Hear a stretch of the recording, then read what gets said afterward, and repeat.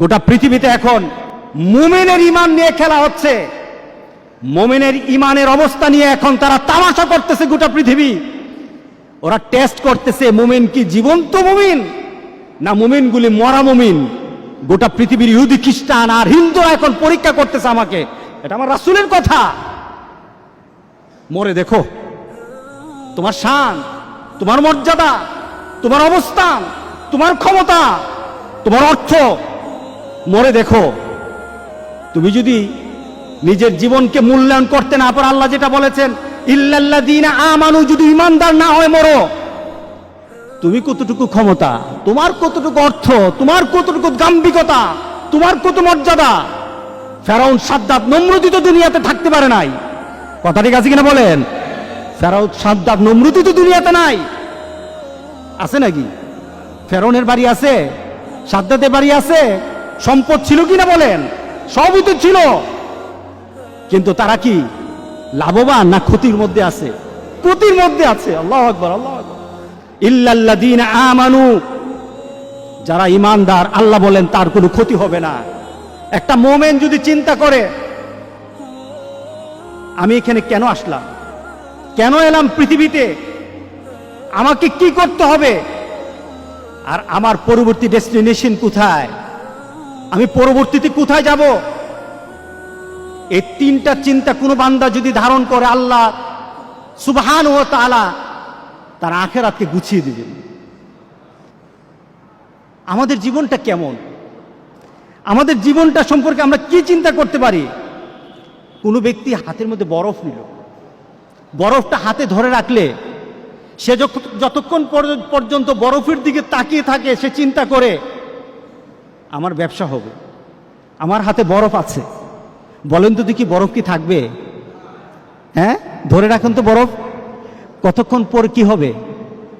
বরফ আর পাওয়া যাবে না, বরফ আর থাকবে না তার হাতে। মানুষের জীবনটা তেমন। আপনি বরফ হাতে নিয়ে রেখেছেন, আপনার জীবনটা একটা বরফের মতো, হাতে বরফ, আপনার বরফ কিন্তু গলে যাচ্ছে। কিভাবে যাচ্ছে?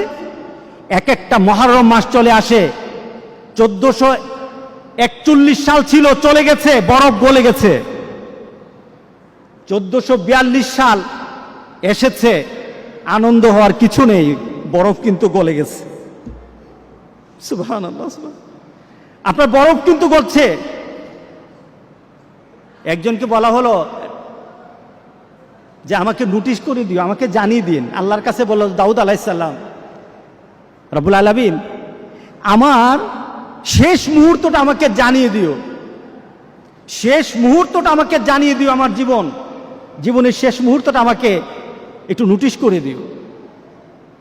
আজরাইল আলাইহিস সালাম উপস্থিত। কি ব্যাপার?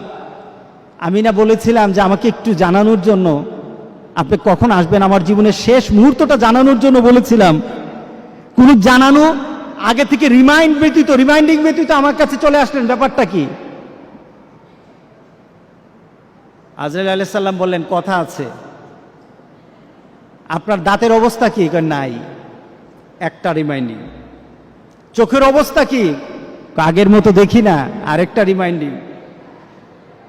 আপনার শরীরের শক্তি কোথায়? হারিয়ে গেছে, আরেকটা রিমাইন্ডিং।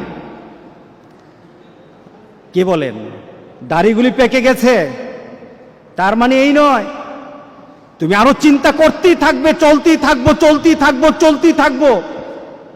আমার জীবনের গতি আছে, চলতে থাকবো, তা নয়, বরং তোমার প্রত্যেকটা জিনিসের মধ্যে নোটিশ করে করে জানানো হচ্ছে তোমার জীবন কিন্তু শেষের দিকে। এটাই তো আমাদের বৎসর গণনা, এটাই তো আমাদের জীবনের গণনা, এটাই তো আমার নতুন বৎসর আমাকে এই সংবাদ দেয়। এই নতুন বৎসর হয়তো তোমার জন্য আরেকটা বৎসরের সুসংবাদ নিয়ে আসবে, অথবা তোমার এই বৎসরটাই শেষ বৎসর। তোমার 1441 হিজরি ছিল অনেকের জন্য আবার আনন্দের বিষয়। কাদের জন্য আনন্দ? কে আনন্দ করতে পারবে? 1441 সালের মধ্যে যারা এসেছে, যারা ছিল, আজকে যারা নেই, তাদের মধ্যে কাদের আনন্দ? তাদেরই আনন্দ যারা আল্লাহ সুবহানাহু ওয়া তাআলার সেই কথার সাথে নিজেকে মিলিয়ে নিয়েছে। ওয়ালাস, সময়ের কসম, সময়ের কসম, দুনিয়ার পরিবর্তনের কসম, দুনিয়া যে পরিবর্তন হচ্ছে সময় দিয়ে, আল্লাহ সুবহানাহু ওয়া তাআলা ওই সময়ের কসম করে বলে আসরের সময়টা কখন বলেন তো দেখি? বেলার, দিনের শেষ বেলা, দিনের শেষ বেলা, ওই সময়টার নাম কি? এরপরে কি হয়? গুরুব, ডুবে যায়। এরপর কি হয়? মাগরিব। মাগরিব না? দেখুন আল্লাহ সুবহানাহু ওয়া তাআলা আসরের নামটা নিলেন সময়কে বলার জন্য, অর্থাৎ সময়টা তোমার এত কম, তোমার সময়টা এত কম, তুমি আসরের সময় মাত্র আছো, একটু পরে কিন্তু সূর্য ডুবে যাবে। তোমার জীবনটা আসরের মতো, একটু পরে কিন্তু তোমার মাগরিব চলে আসবে। অর্থাৎ তোমার জীবনের যে সূর্যটা আছে, সূর্যটা কিন্তু প্রান্তে চলে এসেছে। তুমি সব সময়, তোমার জন্ম থেকে তুমি জীবনের প্রান্তে আছো, ডুবে যাবে একটু পরে মাগরিব হয়ে যাবে। এটাই তোমার জীবন, ঠিক না? আসরের থেকে মাগরিব কতটুকু সময়? অল্প সময়। আল্লাহু আকবার, আল্লাহু আকবার, আল্লাহু আকবার। আল্লাহ কি তুলনা দিলেন বলে আজ। এখন মিলিয়ে নেন, আপনার আমার জীবনকে এখন মিলাই। আল্লাহ বলছেন ইন্নাল ইনসানা লাফি খুসর। প্রত্যেকটি মানুষ, প্রত্যেকটি মানব, ইনসান বলা হয়েছে, হিউম্যান কাইন্ড, প্রত্যেকটি মানুষ আল্লাহ বলছেন ক্ষতিগ্রস্ত, সবাই ক্ষতির মধ্যে আছে। আমরা ক্ষতিতে আছি কিনা বলেন? গত বছর 1441 সাল যখন আসে, আপনার দেহের মধ্যে কিন্তু একটু শক্তি ছিল, ভালো অবস্থা ছিল।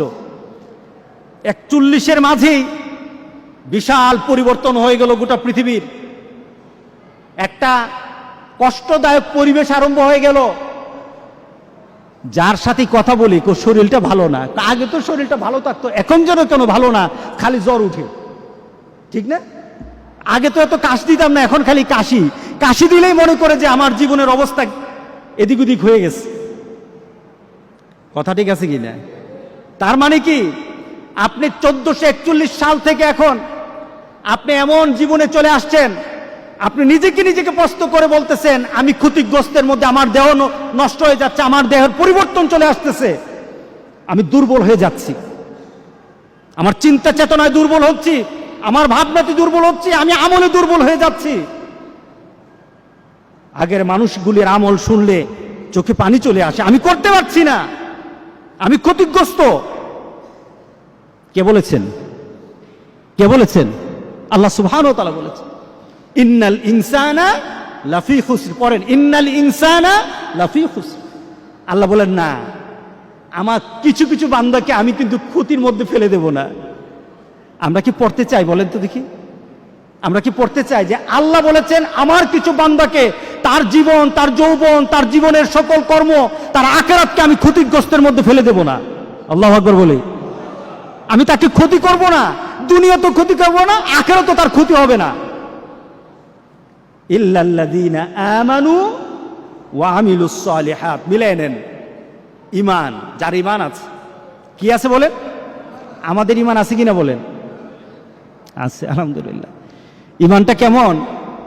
রাসূল সাল্লাল্লাহু আলাইহি সাল্লামের ঈমানের ব্যাপারে বললেন এমন একটা সময় আমার উম্মতরা পড়ে যাবে, আমার উম্মতরা এমন একটা সময় পড়ে যাবে, তখন হাতের মধ্যে জ্বলন্ত আগুন রাখা, জ্বলন্ত কয়লার আগুন রাখা সহজ হবে, কিন্তু আমার উম্মতগুলির ঈমান বাঁচানো তত কঠিন হয়ে যাবে। এটা সহজ, কিন্তু ঈমান বাঁচানো কঠিন। কে বলেন ঠিক আছে কিনা বলেন? আহা, নতুন ঘটনা, নতুন কথা। আমরা আমাদের বন্ধু বাঁচতে পারি না, আমরা আমাদের ভালোবাসা কিসের সাথে রাখবো সেটা আমরা ভাবতে পারি না। আমরা কিছু ঘটনা শুনলে আমাদের মধ্যে চেতনা সৃষ্টি হয় না, মনে করি আমার জায়গায় আমি আছি, অন্যের জায়গায় অন্য থাকবে। কঠিন, হাতে জ্বলন্ত কয়লা রাখা কঠিন, সহজ হবে। রাসূল বলেছেন ঈমান বাঁচানো কঠিন। আর এটার সময় এখন 1441 সাল চলে গেছে, ক্ষতি হবে না। 1442 সাল চলে যাবে, ক্ষতি হবে না। 1443 সাল এসে থাকলে থাকুক, আমার ফয়সালা, আল্লাহর ফয়সালা। আল্লাহ বলেন আমার ফয়সালা হবে, কিন্তু তার মধ্যে যদি ঈমান থাকে তার কোনো ক্ষতি হবে না।